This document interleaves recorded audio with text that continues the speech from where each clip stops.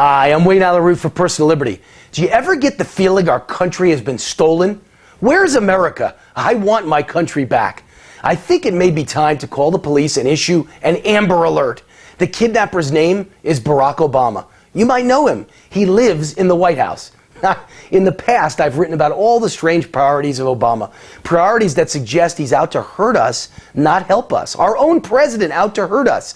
But the news that Obama allowed the shutdown of the Amber Alert system certainly takes the cake. Oh, it's back up now after a huge public outcry. But as my father used to say, watch what a guy does, not what he says. The original action tells you all you need to know about the intent of our president. He's a man intent on hurting, damaging, or destroying America, the American middle class, our military, our economy, and our values. Let's start with a few actions that happened long before the government shutdown.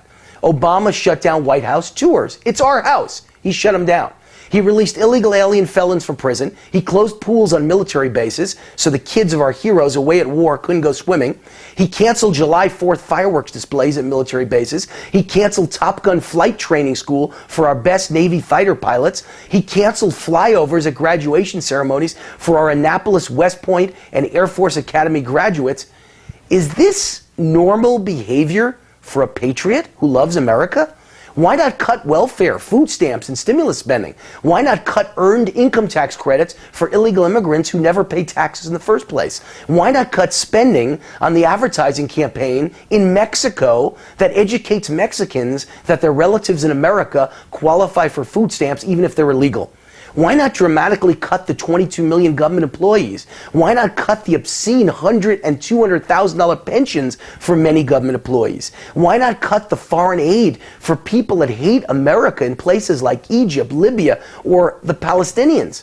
Obama has money for all of this, but not for the military or Amber Alerts. We need to issue an Amber Alert because our country has been stolen. Who would make choices like this?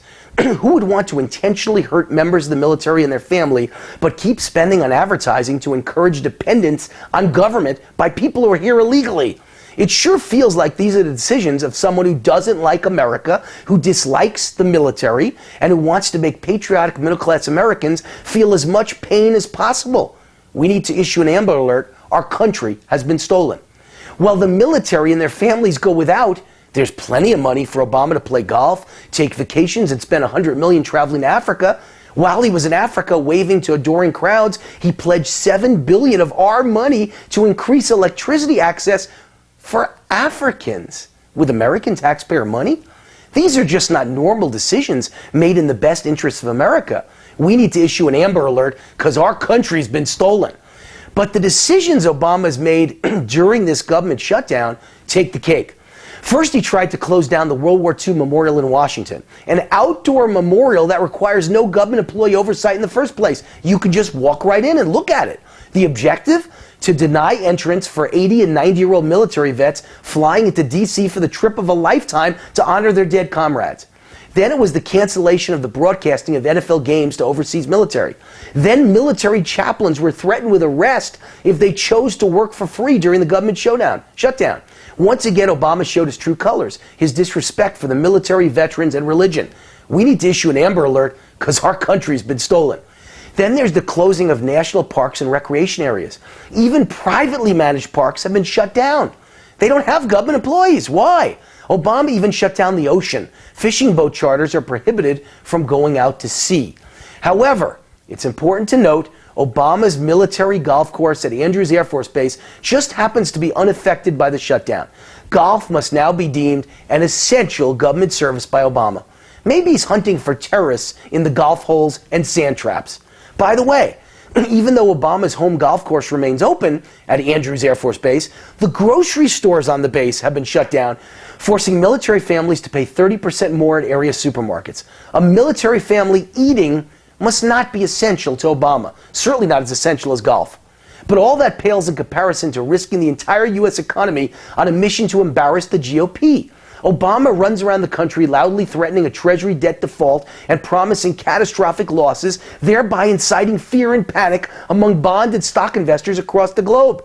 He knows this kind of talk could lead to a collapse, but that's not a concern for this president because he's betting that a stock crash or economic collapse would frighten Republicans into accepting his budget and reopening the government. The president of the United States is trying to incite a financial crisis. Isn't that called economic terrorism? We need to issue an Amber Alert because our country has definitely been stolen. What matters to Obama is to purposely inflict as much damage as possible as long as the Republican Party is destroyed. As Obama's hero Saul Alinsky once said, the ends justify the means. Alinsky's end was the destruction of capitalism and America. What's Obama's end? Obama is quite simply the biggest bully ever in the White House. He uses exaggeration, extortion, fraud, and intimidation to attack his opponents and get his way. The Obama crime family makes the mafia look like Boy Scouts. Yes, it's time for an Amber Alert. Our country's definitely been stolen. The only question is, will Amber Alert even work, or will Obama disable the system? I'm Wayne Allen Root for Personal Liberty. See you next week. Same time, same place. God bless America. And please protect us from the people that hate America, American exceptionalism, capitalism, and American values. Unfortunately, it appears one of them is in the White House.